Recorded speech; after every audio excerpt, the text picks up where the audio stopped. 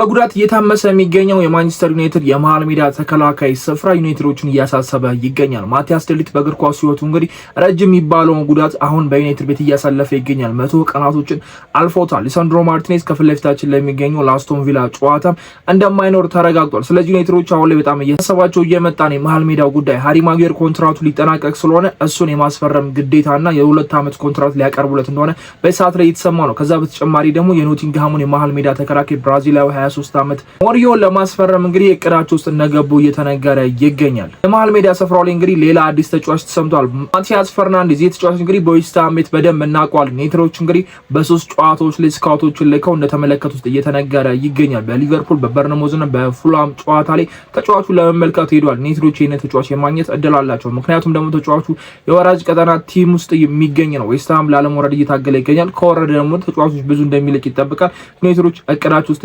እንደከተቱት እንግዲህ አሁን ላይ በደንብ እየተሰማ ይገኛል። ቤንጃሚን ሴስኮ እንግዲህ በደጋፊዎች የወሩ ምርጥ የፕሪሚየር ሊጉ ተጫዋች ተብሎም ተመርጧል። ዩናይትድ 2 የመሃል ሜዳ ተጫዋች መፈለጉ ሜኑን አይጎዳም የሚለው ነገር እንግዲህ በጣም እያሳሰበ ይገኛል። ግን አሁንም ቢሆን ሜኑ እቅዳቸው እንደሆነና የሜኑን ኮንትራት ለማስረዘም እየሰሩ እንደሆነ ነው እየተነገረ የሚገኘው። ስለነዚህ ጉዳዮች እስቲ በደንብ እናንሳ። ለዚህ ቻናል ግን አዲስ ከሆናችሁ ሰብስክራይብ ማድረግ እንዳይረሳ፣ ይሄንን ቪዲዮ ደግሞ ላይክ አድርጋችሁ ጀምሩት። ኮሜንት ላይ መሳተፍ እንዳይረሳ። ወደ ቪዲዮው እንሂድ።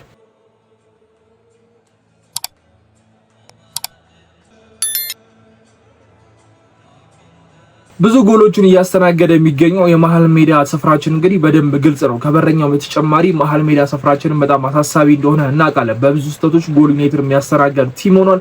ጥሩ የሚባሉ ተጫዋቾች በመሃል ሜዳ ስፍራ አለም፣ ግን የጉዳት ነገሮች አሳሳቢ እየሆነ መጥቷል። ሊሳንድሮ ማርቲኔዝ ከዓመታት ጉዳት በኋላ ተመልሶ መጥቶ እንግዲህ አሁን ላይ ጉዳት እያሰቃየው የሚገኘው ተጫዋች ሆኗል። በቪላው ጨዋታ ላይ እንግዲህ እንደማይገኝ ተገልጿል። ስለዚህ ሊሳንድሮ ማርቲኔዝ አሁንም ቢሆን ለዩናይትድ ለረጅም ጊዜ ሊያገለግላቸው የሚችሉና የሚተማመኑበት ተከላካይ እንዳልሆነ ዩናይትዶች እየተሰማቸው ይገኛል። በዚህ ሰዓት ላይ ማቲያስ ዴሊት እንግዲህ ከረጅም ጊዜ በኋላ እንግዲህ ከፍተኛ የሚባል በሱ የእግር ኳስ ካሪየር ረጅሙም ታይም በዩናይትድ ቤት ጉዳት ሆኗል። ከዚህ ቀደም እንግዲህ በጁቬንቱስ ነበር 102 ቀናቶች ነበር በጉዳት ያሳለፈው። አሁን በዩናይትድ ቤት ኦልሞስት 102 ቀናት ሆኗል። ከዚህ በኋላም ይጠበቃል ማቲያስ ዴሊት በቪላው ጨዋታም ስለማይኖር ረጅም ጊዜ እንደሚጎዳ ነው የሚጠበቀውና ሁለቱ የመሃል ሜዳ ተጫዋቾቻችን ከፍተኛ የሚባል ጉዳት እያሰቃያቸው ይገኛል። ዩናይትድ ደግሞ አሳሳቢ ነው። ሁለቱም ተስፈኛ ናቸው። እድሜያቸው በጣም አሪፍ የሚገኝ ነውና ከሃሪ ማጉዌር አንፃር ስናየው ሃሪ ማጉዌር 33 ዓመቱ ነው። ከነሱ ጋር የሚነጻጸር አይደለም። ተስፈኛ ብለን የምናወራቸው እነዚህ ሁለት ተከላካዮች ነበሩ። ግን የማርቲኔዝ የ1 ዓመት ጉዳት ካሪየሩን አበላሽቷል ማለት እንችላለን። ማቲያስ ዴሊት የጉዳት ሂስትሪ ያለው ተጫዋች እንደሆነ እናውቃለን። ግን መጥቷል እንግዲህ በዚህ ዓመት ያለ መጎዳት ረጅም ታይም ነበረው። ግን ደግሞ ከክሪስታል ፓላስ ጨዋታ በኋላ ጠፋ በዛው ነው እንግዲህ ምንም ነገር ያላሳዩ ነውና የጀርባው ጉዳቱ ከፍተኛ የሆነ ይመስላል። 100 ቀናቱን አልፈውታል። ከዚህ በኋላ መቼ ይመልሳል የሚለው ነገር በጣም አሳሳቢ ነው። ዩናይትዶች በተከላካይ ስፍራ ስህተት ጎል እየተቆጠረብን እንደሆነ በጣም ግልጽ ነው። የክሪስታል ፓላስን ጨዋታ ማንሳት እንችላለን። ሌኒሮ በቀላሉ ነበር ቴስታ ጎል እናስቆጠር ያደረገን። ባለፈው ማላሲያ የሰራው ስህተት እናውቃለን። ማዝራይ ተጎድቶ ነው የወጣው። ሉክሾም ከዛ በፊት የተወሰነ ጉዳት የሚመስል ነገር አስተናግዶ ነበር። ተከላካይ ስፍራችን በጉዳት በጣም እየታመሰ ይገኛልና ለዩናይትድ በጣም አሳሳቢ ነው። ስለዚህ ዩናይትዶች እጃቸው ላይ ያለውን ሃሪ ማጉዌር የ2 ዓመት ኮንትራት ለማስፈረም ይሞክራሉ ተብሎ ይጠበቃል። ይሄ በጣም ትክክለኛ ውሳኔ ይመስለኛል። ምንም አይነት ሴንተር ባክ ልምድ ያለው የለንም። ሌኒሮና ሄቨን ናቸው ያሉት። ሄቨን የተሻለ እየሆነ እየመጣ ነው ከሌኒሮ። ሌኒሮ ጥሩ የሚባል ፐርፎርማንስ እያሳየ አይደለም። ተስፈኛ ብለን ያመጣው ነው እሱን ነበር። ግን ደግሞ አሁን በዚህ ዓመት እያሳየ የሚገኘው እንቅስቃሴ ለዩናይትድ በጣም ሪስክ ያለው ተከላካይ ሆኖ መጥቷልና ዩናይትዶች የፊት ለፊት መስመራቸው በጣም አሪፍ እንደሆነ የተከላካይ መስመራቸው አሪፍ ይሆናል ተብሎ ተገምቶ ነበር። ግን አሁን የተከላካይ መስመራችን በጣም ስሱና ደካማ ሆኗል። በቀላሉ ጎል የምናስተናግድበት መንገድ እየመጣ መጥቷልና እነዚህ ሁለት የሴንተር ባክ ተጫዋቾች ሁለቱ ሊጣመሩ የሚችሉት የቋሚ አሰላለፉን ቦታ በቅድሚያ ሊሰጣቸው የሚችሉት ማርቲኔዝ እና ማቲያስ ዴሊት በዚህ ሰዓት ላይ ያሉን ጉዳት እያሰቃያቸው ነው። ስለዚህ ሃሪ ማጉዌር ከታዳጊዎቹ ከነ ሌኒሮ ከነ ሄቨን ጋር ነው ሊጣመር የሚችለውና ቀጣዮቹን ዓመታት ዩናይትድ በክረምቱ የዝውውር መስኮት ላይ ፎከስ አድርጎ እየሰራ የሚገኘው በግራ በኩል የማጥቃት ሂደት ያለው ተጫዋች የመሃል ሜዳው ስፍራ ላይ ሁለት ተጫዋቾች እነዚህ ቦታ ላይ ነበረ። የተከላካዩ ስፍራውን በደንብ አላጠናበትም ነበር። አሁን ግን ግዴታ እየሆነበት ይመስላል። የሊሳንድሮ ማርቲኔዝ ጉዳይና የማቲያስ ዴሊት ነገር አሳሳቢ እየሆነ ስለመጣ ይሄንን ቦታ ከቨር ለማድረግ መወሰናቸው ተገቢ ነው ብዬ አስባለሁ። ሻምፒዮንስ ሊግ የሚገቡ ከሆነ እንደዚህ አይነት ተጫዋቾች ያስፈልጋቸዋል። ስኳዳቸውን ማስፋት ያስፈልጋቸዋል። ብዙ ጨዋታዎችን ይኖራሉ ተብሎ ይጠበቃል። ዩናይትድ በዚህ ዓመት ያነሰ ጨዋታ ቢያደርግም ቀጣይ ዓመት ተመሳሳይ አይነት ነገር እንደማይፈጠር እናውቃለን እና በካርኒ ካፑ ብዙ ይሄዳል ተብሎ ይጠበቃል። ለኤፍኤ ካፕ ሻምፒዮንስ ሊግ ቢያንስ 8 ጨዋታ ማድረጉ የሚጠበቅ ነገር ነውና የመሃል ሜዳ ተከላካይ አሁን ላይ እንግዲህ በኖቲንግሃም ቤት የምናውቀው ራሱን በደንብ እያሳየ የሚገኘው በብራዚላዊ እንግዲህ ሞሪያል በዩናይትድ ሊስት ውስጥ ተገኝቷልና የተከላካይ እንግዲህ በፕሪሚየር ሊጉ ራሱን ማሳየት ይችላል።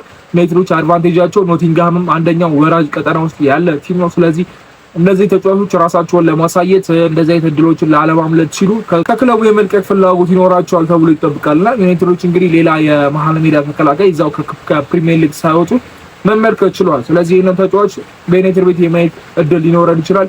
ዩናይትዶች ሃሪ ማጉዌር ኮንትራክት ካስፈረሙ በኋላ አንድ ተጨማሪ ተከላካይም እንደሚያስፈልጋቸው ስለገባቸው በገበያ ወጥቷል። ስለዚህ ዩናይትዶች በሚቀጥለው የሰመር ዝውውር ቢያንስ 5 ተጫዋቾችን እንመለከትበት የምንችልበት አድቫንቴጅ እየተፈጠረ ይገኛል፣ ወይ ደግሞ ግዴታ ውስጥም እየገቡ ይገኛልና የመሃል ሜዳ 2 ተጫዋቾች እንዳሉ እናውቃለን። በግራው በኩል የአጥቂ ስፍራ አለ፣ 3 ሆነዋል። ተከላካይ አንድ ይጨምራሉ። ምናልባትም አንድ ተጫዋች የሚጨምሩበት አጋጣሚ ሊፈጠር ይችላል። ከ4 እስከ 5 ተጫዋቾች የምናይበት የሰመር ትራንስፈር ይሆናል ተብሎ ይጠበቃልና ሌላኛው እንግዲህ መሃል ሜዳ ስፍራችን ላይ ብዙ ሊስቶች እንዳሉ እናውቃለን። እነ ቶላሊ ሰምተናል፣ እነ አዳም፣ እነ አይደርሰን እና ባሊባ እንዳሉ እናውቃለን። እነዚህ 4 ተጫዋቾች በተጨማሪ እንግዲህ ማቲያስ ፈርናንዴዝ ሌላኛው የዩናይትድ አይን ውስጥ የገባ ተጫዋች ሆኖ ብቅ ብሏል። እንግዲህና ማቲያስ ፈርናንዴዝ ይሄኛው ተጫዋች እንግዲህ በወራጅ ቀጠና ላይ የሚገኘው በዌስትሃም ውስጥ ነው የሚጫወተው። ዩናይትዶች እየተመለከቷቸው ያሉ ተጫዋቾች በቀላሉ ሊያገኟቸው የሚችሉ ተጫዋቾችን ይመስላል። ይሄንን ተጫዋች ዌስትሃም የሚወርድ ከሆነ በቀላሉ ያገኙታል ተብሎ ይጠበቃልና ተጫዋቾች ታችኛው ዲቪዥን ወይ ደግሞ ቻምፒየንሺፕ ለመጫወት ፍላጎት እንደሌላቸው እናውቃለን። ተጫዋቹ በዚህ ዓመት ካሳያቸው ፐርፎርማንሶች የሚገራሩ ፐርፎርማንሶች አሉ።